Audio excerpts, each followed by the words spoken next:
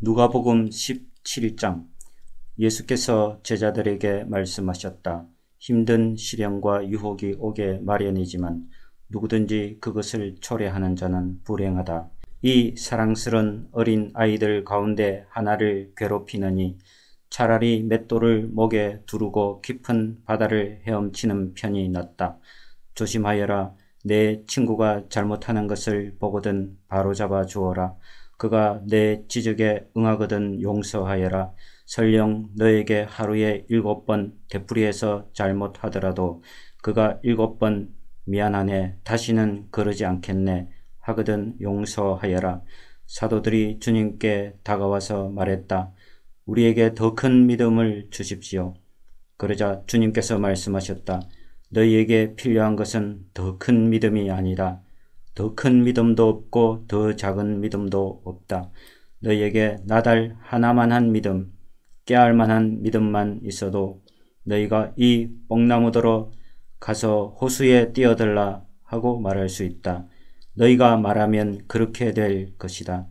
너희 가운데 누가 종이 있는데 그 종이 밭을 갈거나 양을 치고 나서 들어왔다고 해보자. 너희라면 그의 겉옷을 받아주고 식탁을 차려주며 그에게 앉아서 먹으라 하겠느냐. 오히려 저녁을 준비하여라. 옷을 갈아입고 내가 커피를 다 마실 때까지 식탁에서 시중 들어라. 그런 다음에 부엌에 가서 저녁을 먹으라 하지 않겠느냐. 종이 당연히 해야 할 일을 했다고 특별히 감사를 받더냐. 너희도 마찬가지다. 너희는 당연히 해야 할 일을 끝내고 나서 일을 마쳤습니다. 명령하신 대로 우리가 했습니다. 하고 말하여라. 예수께서 예루살렘으로 가시는 길에 마침 사마리아와 갈릴리 경계를 넘어가셨다. 예수께서 한 마을에 들어가시다가 나병 환자 10명을 만나셨다. 그들은 거리를 두고 서서 목소리를 높여 외쳤다. 주 예수여, 우리를 불쌍히 여겨 주십시오. 예수께서 그들을 유심히 보시며 말씀하셨다. 제사장들에게 가서 너희 몸을 보여라. 그들은 갖고 가는 길에 그 몸이 깨끗해졌다. 그들 가운데 한 사람이 자기가 나은 것을 알고는 하나님께 소리 높여 감사하고 영광을 돌리며 가던 길을 되돌아왔다. 어떻게 다 감사해야 할지 몰랐던 그는 예수의 발 앞에 무릎을 꿇었다. 그는 사마리아 사람이었다. 예수께서 말씀하셨다. 10사람이 낫지 않았느냐? 9사람은 어디 있느냐? 돌아와서 하나님께 영광을 돌린 사람이 이 이방인 말고는 아무도 없느냐? 예수께서 그에게 말씀하셨다.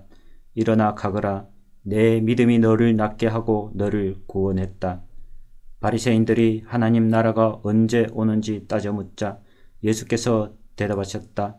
하나님 나라는 너희가 달력을 보고 날짜를 세고 있다고 해서 오는 것이 아니다. 누가 여기를 보아라 하거나 저기 있다 한다고 해서 오는 것도 아니다. 이유가 무엇이겠느냐?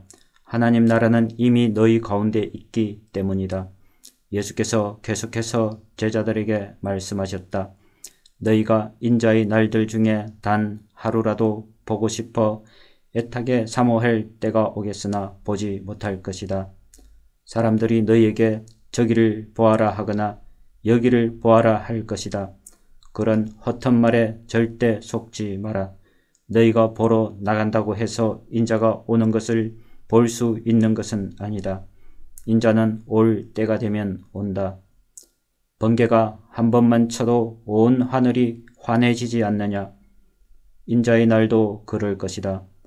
그러나 먼저 인자가 많은 고난을 당하고 이 시대 사람들에게 버림받아야 한다. 인자의 때도 노아의 때와 똑같을 것이다. 노아가 방주에 오르던 그날까지도 사람들은 모두 평소처럼 지내며 시시덕거리고 즐겼다.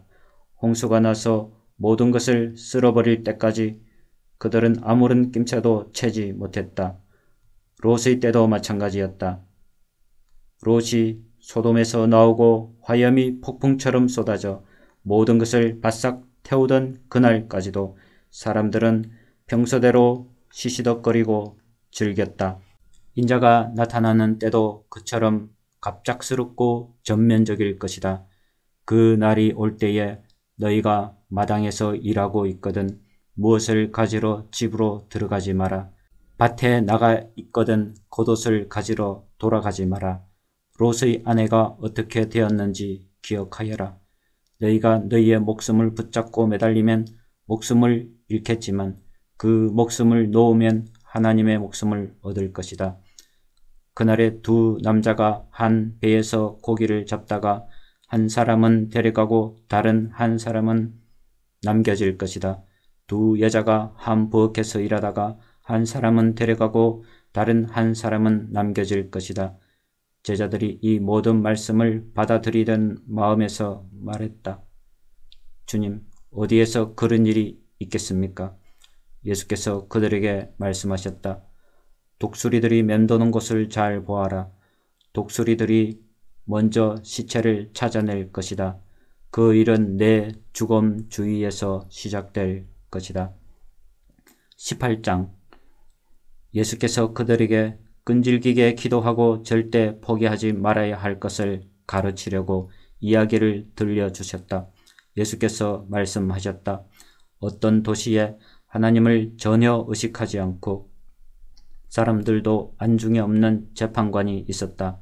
그 도시에 사는 한 과부가 계속해서 그를 찾아왔다. 내 권리가 침해받고 있으니 나를 보호해 주십시오. 재판관은 그 과부를 거들떠 보지도 않았다.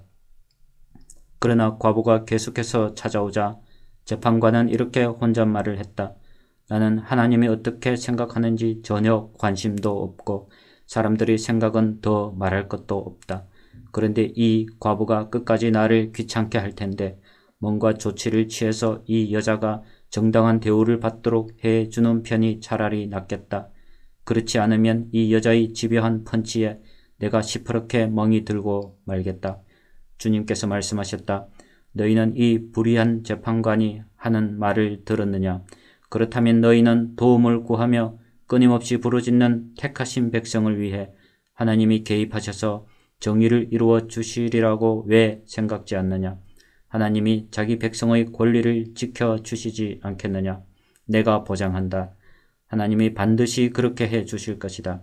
그분은 질질 끌지 않으실 것이다. 그러나 인자가 다시 올 때에 그처럼 끈질긴 믿음을 이 땅에서 얼마나 찾을 수 있겠느냐? 자신의 도덕적 행위에 흡족해하며 자만심에 빠져서 보통 사람들을 업신여기는 사람들에게 예수께서 다음 이야기를 들려주셨다. 두 사람이 기도하러 성전에 올라갔다. 한 사람은 바리새인이고 다른 한 사람은 세금 징수원이었다. 바리새인은 자세를 잡고 이렇게 기도했다. 오 하나님, 내가 다른 사람과 같지 않으니 감사합니다. 강도나 사기꾼이나 간음하는 자나 행여 이 세금 징수원과도 같지 않으니 감사합니다. 나는 일주일에 2번 금식하고 모든 수입의 11조를 드립니다. 한편 후미진 곳에 구부정하게 웅크려서 두 손으로 얼굴을 감싸고 있던 세금 징수원은 감히 고개도 들지 못한 채 말했다. 하나님, 불쌍히 여겨 주십시오. 이 죄인을 용서해 주십시오. 예수께서 설명을 덧붙이셨다. 하나님과 바른 관계가 되어 집으로 돌아간 사람은 다름 아닌 세금 징수원이다. 너희가 고개를 쳐들고 거만하게 다니면 결국 코가 납작해지고 말 것이다. 그러나 너희가 자신의 모습을 있는 그대로 인정하면 너희는 자기 자신보다 큰 존재가 될 것이다. 사람들이 예수께서 만져주시기를 바라며 그분께 아이들을 데려왔다. 제자들이 그것을 보고는 그들을 쫓아냈다. 그러자 예수께서 그들을 다시 부르셨다. 이 아이들을 그냥 두어라. 아이들과 나 사이에 끼어들지 마라. 이 아이들은 천국의 자랑이며 기쁨이다. 명심하여라. 너희가 하나님 나라를 아이처럼 단순하게 받아들이지 않으면 절대로 그 나라에 들어갈 수 없다. 하루는 한 지방 관리가 예수께 물었다. 선하신 선생님, 제가 무엇을 해야 영원한 생명에 들어갈 자격을 얻겠습니까? 예수께서 말씀하셨다. 어째서 나를 선하다고 하느냐? 오직 하나님 한 분 외에는 선하신 분이 없다. 계명에 간음하지 마라, 살인하지 마라, 도둑질하지 마라, 거짓말하지 마라, 내 부모를 공경하라 하지 않았더냐. 그가 말했다. 선생님, 제가 기억하기로는 그 계명들은 제가 다 지켰습니다. 예수께서 그 말을 들으시고 말씀하셨다. 그렇다면 남은 일은 하나뿐이다. 내가 가진 것을 다 팔아서 가난한 사람들에게 거저 주어라. 그러면 내가 하늘의 부를 갖게 될 것이다. 그런 다음 와서 나를 따라라. 그것은 그 관리가 전혀 예상치 못한 말이었다. 큰 부자인 그는 몹시 근심했다. 그는 많은 것을 움켜쥐고 있었고 그것을 놓을 마음이 없었다. 예수께서 그의 반응을 보시고 말씀하셨다. 많이 가진 사람이 하나님 나라에 들어가는 것이 얼마나 어려운지 아느냐. 부자가 하나님 나라에 들어가는 것보다 낙타가 바늘기로 지나가는 것이 더 쉽다. 다른 사람들이 물었다. 그러면 어느 누가 가망이 있겠습니까? 예수께서 말씀하셨다. 너희 힘으로 해낼 수 있다고 생각하면 전혀 가망이 없다. 그러나 하나님께서 하실 수 있다고 믿으면 얼마든지 가능한 일이다. 베드로가 이야기의 주도권을 다시 잡으려고 이렇게 말했다. 우리는 가진 것을 다 버리고 주님을 따랐습니다. 그렇지 않습니까? 예수께서 말씀하셨다. 그렇다. 너희는 절대 후회하지 않을 것이다. 집과 배우자와 형제자매와 부모와 자식과 그 무엇을 희생하고서 손해볼 사람은 아무도 없다. 너희 평생에 그 모든 것을 여러 배로 돌려받을 것이다. 영원한 생명도 덤으로 받을 것이다. 그 후에 예수께서 12 제자를 따로 한쪽으로 데리고 가셔서 말씀하셨다. 잘 들어라. 우리는 지금 예루살렘으로 올라가는 길이다. 인자에 대해 예언서에 기록된 것이 모두 이루어질 것이다. 사람들이 인자를 로마 사람들에게 넘겨주어 조롱하고 놀리고 침뱉을 것이다. 그리고 인자를 고문한 뒤에 죽일 것이다. 그러나 사흘 후에 인자는 다시 살아날 것이다. 하지만 제자들은 깨닫지 못했고 예수께서 무슨 말을 하시는지 전혀 감을 잡지 못했다. 예수께서 여리고 외곽에 이르셨다. 한 눈먼 사람이 길가에 앉아서 구걸하고 있었다. 그는 무리가 술렁이는 소리를 듣고 무슨 일인지 물었다. 사람들이 그에게 말했다. 나사렛 예수께서 지나가신다. 그러자 그가 갑자기 소리쳤다. 예수여, 다윗의 자손이여 불쌍히 여겨 주십시오. 저를 불쌍히 여겨 주십시오. 앞서가던 사람들이 그에게 조용하라고 했으나 그는 오히려 더 크게 소리쳤다. 다윗의 자손이여 불쌍히 여겨 주십시오. 저를 불쌍히 여겨 주십시오. 예수께서 걸음을 멈추시고 그를 데려오라고 말씀하셨다. 그가 가까이 오자 예수께서 물으셨다. 내게 무엇을 원하느냐? 그가 말했다. 주님, 다시 보기 원합니다. 예수께서 말씀하셨다. 다시 보아라. 내 믿음이 너를 구원했고 낫게 했다. 그는 즉시 고침을 받았다. 그가 고개를 들어서 보니 앞이 보였다. 그는 하나님께 영광을 돌리며 예수를 따라갔다. 길가에 있는 사람들도 모두 합류하여 큰 소리로 하나님을 찬양했다. 아멘.